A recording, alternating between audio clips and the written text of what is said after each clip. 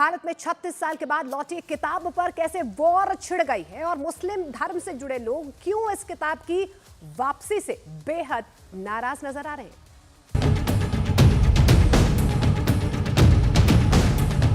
BJP जानबूझकर ऐसे मुद्दों को हवा देती है और उन्होंने जानबूझकर इस तरह के इस प्रक्रिया को लेकर आए हैं। रसूलुल्लाह से इश्क रखने वाले मुसलमान किसी भी बुक स्टॉल पे उस किताब को बिकने नहीं देंगे और वो किताब हिंदुस्तान में नहीं चल सकती है। सलमान रुश्दी की शैतानी आयात किताब को हिंदुस्तान में पाबंदी लगा दी जाए।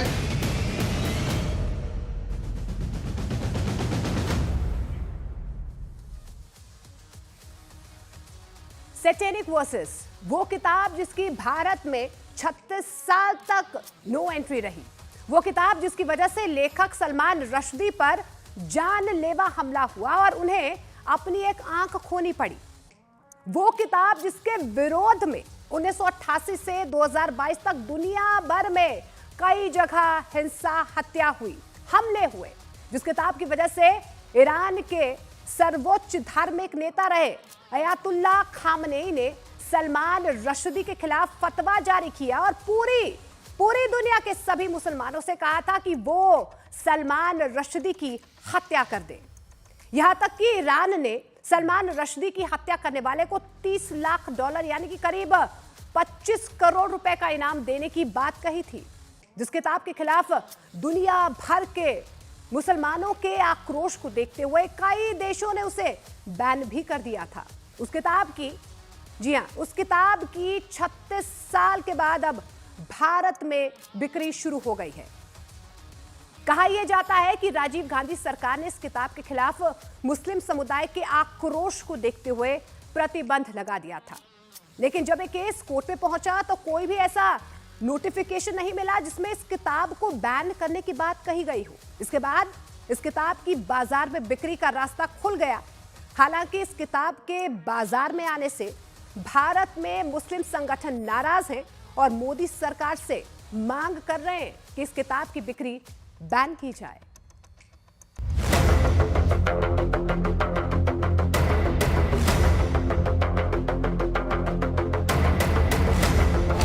द सैटेनिक वर्सेस पर बवाल। बीजेपी जानबूझकर ऐसे मुद्दों को हवा देती है और उन्होंने जानबूझकर इस तरह के इस प्रक्रिया को लेकर आए हैं, मुसलमानों को हट करने के लिए जो उसकी आदत है। I don't see agenda. It is a intellectual exercise. Ban हटने पर भड़के मुस्लिम संगठन।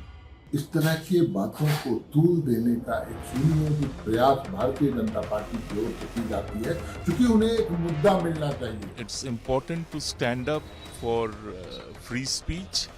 It is important to stand up for writers, irrespective of whether you agree with them, whether you don't agree with them. केंद्र सरकार से रोक लगाने की मांग। रसूलुल्लाह से इश्क रखने वाले मुसलमान किसी भी बुक स्टॉल पे उस किताब को बिकने नहीं देंगे और वो किताब हिंदुस्तान में नहीं चल सकती है। रुश्दी की किताब मौलानाओं का विवाद। सलमान रुश्दी की शैतानी आयात किताब को हिंदुस्तान में पाबंदी लगा दी जाए ताकि हमारा देश अमन और शांति का गहवारा रहे। सलमान रश्दी की किताब द सैटेनिक वर्सेस को लेकर बवाल शुरू हो गया है। 36 साल बाद एक बार फिर रुश्दी की किताब द सैटेनिक वर्सेस की भारत में वापसी हुई है, जिसके बाद अब इस किताब को आयात करने का रास्ता खुल गया है, लेकिन इसको लेकर एक बार फिर विवाद शुरू हो गया है। कई मौलाना और मुस्लिम संगठन इस किताब को लेकर विरोध जता रहे हैं और केंद्र सरकार से इस पर रोक लगाने की मांग कर रहे हैं। मौलानाओं का कहना है कि ये किताब पैगंबर मोहम्मद और कई इस्लामी हस्तियों का अपमान करती है। इसे बाजार में अनुमति देने से देश का माहौल खराब हो जाएगा। ये किताब ऐसी किताब है जिसमें पैगंबर इस्लाम सल्लल्लाहु ताला अलैहि वसल्लम और इस्लाम के खिलाफ हजरत आयशा, हजरत फातिमा ज़हरा और सहाबा किराम के खिलाफ तौहीन आमेज इबारतें लिखी हैं, कलिमात लिखे हैं। सनातन धर्म के देवी देवताओं के खिलाफ भी अपशब्द का इस्तेमाल किया गया है। रसूलुल्लाह से इश्क रखने वाले मुसलमान किसी भी बुक स्टॉल पे उस किताब को बिकने नहीं देंगे और वो किताब हिंदुस्तान में नहीं चल सकती है। मैं भारत सरकार से मुतालबा करता हूं कि जिस तरीके से 1988 में सैटेनाइज वर्सेस पर पाबंदी लगाई गई, इसी तरीके से दोबारा पाबंदी लगाई जाए। इसको पर पूरी तरीके से बैन लगा रहना चाहिए, क्योंकि इसके अंदर मुस्लिम नजरियात की मजाक उड़ाया गया है, उसकी भावनाओं से खिलवाड़ किया गया है। अगर इस किताब को मार्केट के अंदर आती है तो एक बार फिर से मुल्क का माहौल खराब होने का खतरा है।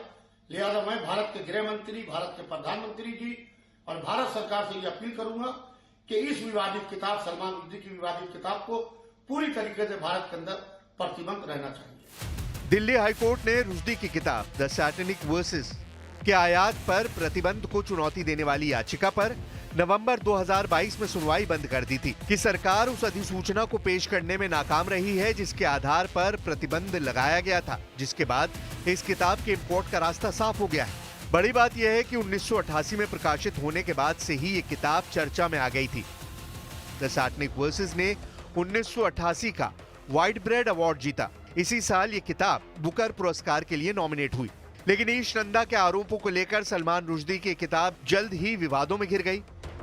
ईरान के नेता आयतुल्लाह रूहुल्लाह खुमैनी ने और उनके प्रकाशकों के खिलाफ फतवा जारी कर दिया था, जिसके बाद रुश्दी को अपने जीवन का अधिकांश समय छिपकर बिताना पड़ा। जुलाई 1991 में उनके जापानी अनुवादक हितोशी इगाराशी की हत्या कर दी गई थी।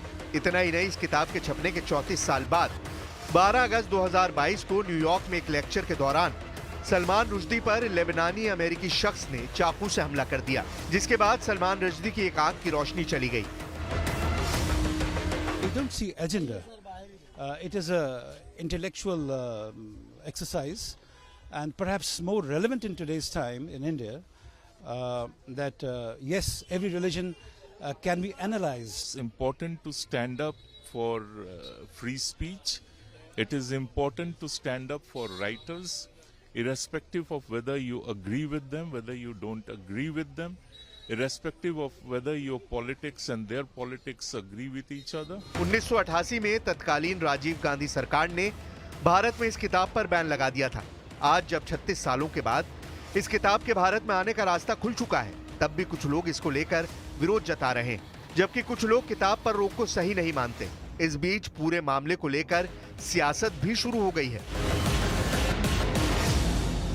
इस प्रकार का डिस्ट्रीब्यूशन ऑफ सलमान खुर्शीद, और मैं अपनी इस पर कोई प्रतिक्रिया नहीं देना चाहता। बीजेपी जानबूझकर ऐसे मुद्दों को हवा देती है और उन्होंने जानबूझकर इस तरह के ये इस प्रक्रिया को लेकर आए हैं मुसलमानों को हट करने के लिए। जो उसकी आदत है पिछले 2014 से जो कुछ हो रहा है, ये भी उसी का एक हिस्सा है। अगर इस तरह से कुछ होता है तो कुछ आप लोग करेंगे? बिल्कुल, प्राइम मिनिस्टर को मेमोरेंडम देंगे इसके लिए और उस किताब पर दोबारा बैन लगाने की बात करेंगे।